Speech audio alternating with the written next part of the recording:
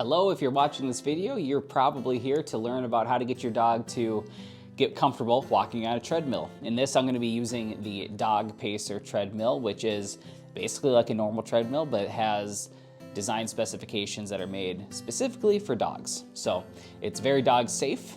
We love it. But for a lot of dogs, it can take a little bit of training to get them comfortable with the sounds, movements, and all that stuff that happen with a treadmill.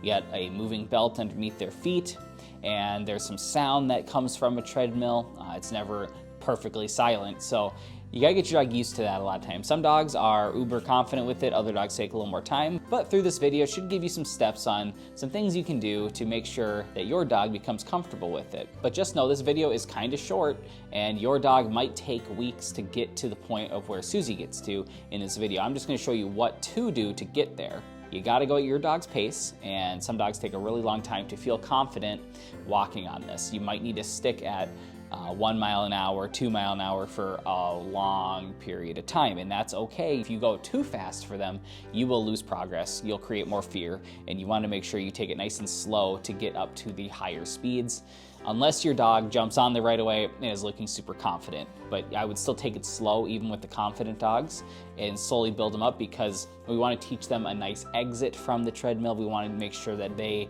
know how to safely get on and off of it as well, because if they just decide to get off for a treat that falls or something like that, they might slide off the back. Step one, let's show you how to get your dog to safely get on and off of the treadmill. I should also say I don't tether my dogs to the treadmill.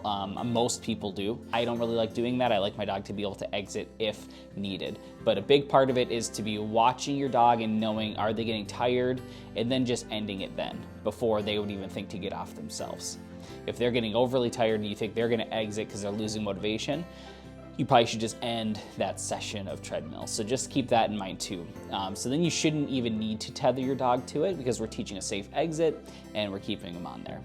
So you're gonna want some treats or some food that your dog likes. If you could use part of their meal for this. Your session should be short enough and they should be going slow enough that they're not getting overworked in these first sessions anyway, so using a decent amount of treats should be fine. But there's always a risk of bloat or something like that happening if you are over-exercising your dog, if they're getting a high amount of physical activity and you give them a high amount of food and or water. That's always a risk, so I try to keep things pretty low in that regard.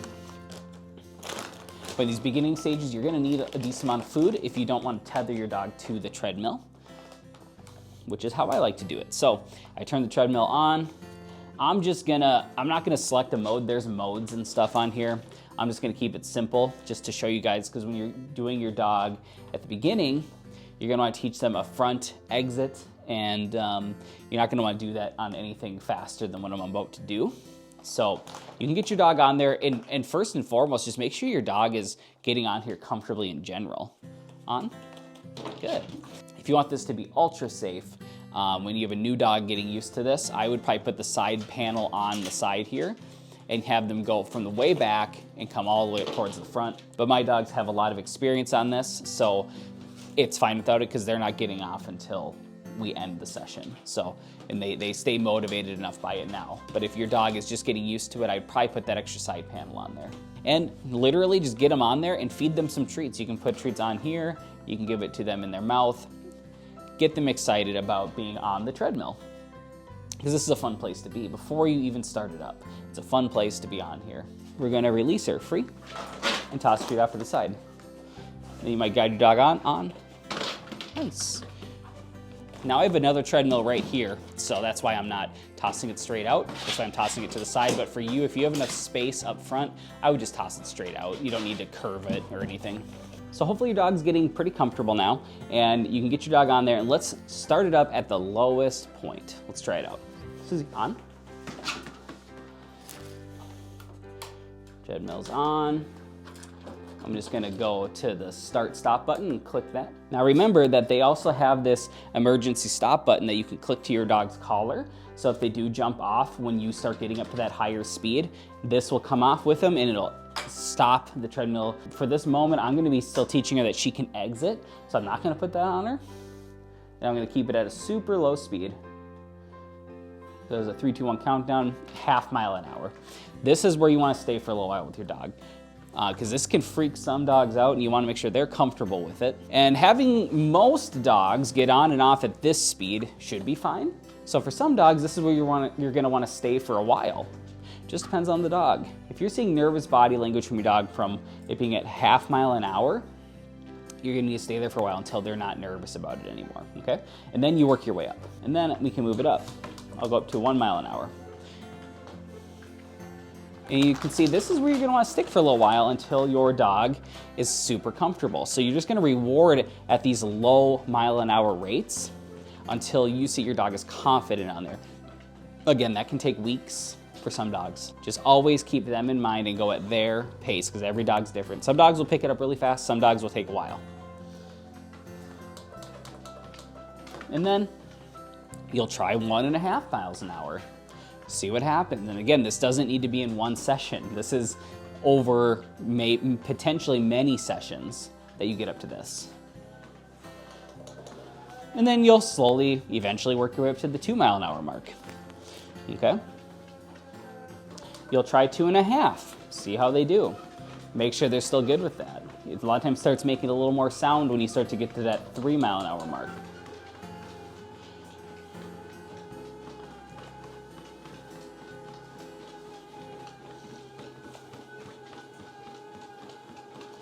And you want to be rewarding them at a pace that they will definitely stay on.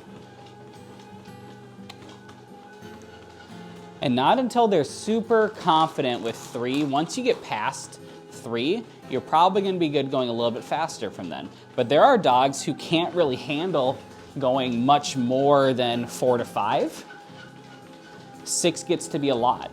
But once you start getting this confidence, their tail's up, their ears are up, they look confident in their face, everything looks good, then you know you're making progress and you'll probably be able to move up to that 4 or 5 mile an hour mark like this, right? Like they just look comfortable with it. And make sure you're spending enough sessions keeping it slow to build confidence because above all else, that's most important.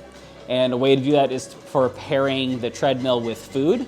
So when they are on the treadmill, they are getting paid with food and they know, oh wow, this is a really cool place to be because it pays to be on the treadmill, which is very important. And see, can you stand up when they're on there? It's kind of like teaching your dog a place or a stay. You want them to be able to stay on here while you move around a little bit. So you might practice a little bit of motion as if you were teaching your dog to stay or something. You could also just sit there in a chair with them. That's what I like to do. But you want to make sure you're paying attention to the dog, make sure they're staying motivated, make sure they're not getting too tired. Because if they start getting too tired, then they'll lose motivation and maybe make a bad exit from it. So you want to make sure that they are comfortable at all times. And again, some people will definitely tether their dogs to this. I just like my dogs to make that choice to be on there at all times. So that's kind of my way of doing it. So I do need to use some food in this. But you just got to be careful that you're not feeding them too much. So Susie, for example, eats 1.5 cups of food a day. So 3/4 twice a day. So I'll feed her, usually in a whole half-hour session, she'll eat a like 1/4 of a cup for the whole time on the treadmill. So if she goes for a half hour, I usually do a half-hour mode, it's a pretty low amount.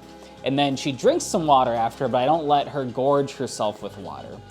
Below, it usually comes from overeating and over drinking along with exercise. So that's where I try to keep all those things lower.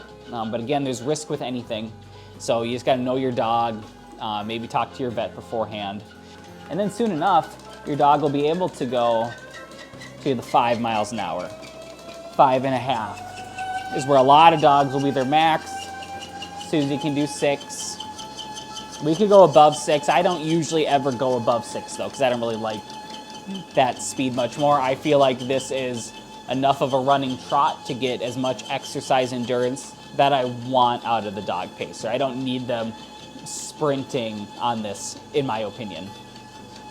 We play Frisbee and fetch for that kind of stuff. So this is just to keep their body and mind happy, and I definitely feel like I can get that from this.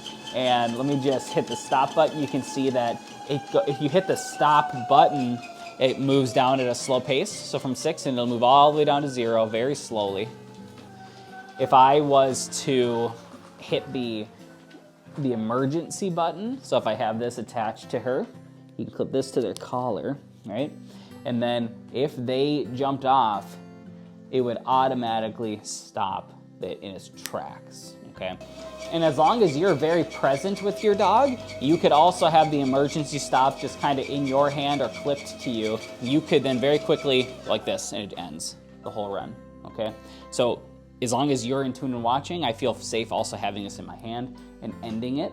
Otherwise, have it attached to your dog and it'll end it. But a lot of dogs, when they start getting a little tired, they'll start moving to the back a little bit. Like Susie likes to get lazy after about 5 minutes even though she can go a half hour, she just likes to be a little lazy and hang out towards the back of the treadmill. So this would come off of her because it's not long enough. So a lot of times I'll just have this in my hand because I kind of know her as a dog and how she likes to run. You can see there's also modes. Mode 1 and 2 are good for newbie dogs or older dogs. I use mode 3 and then I just hit start. This is a pre-programmed mode by them. And mode 3 is good for dogs like Susie, dogs like to go a little faster.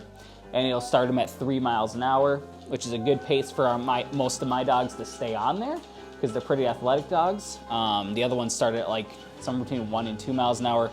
And my dogs are like pushing to get off the thing because they're going so hard.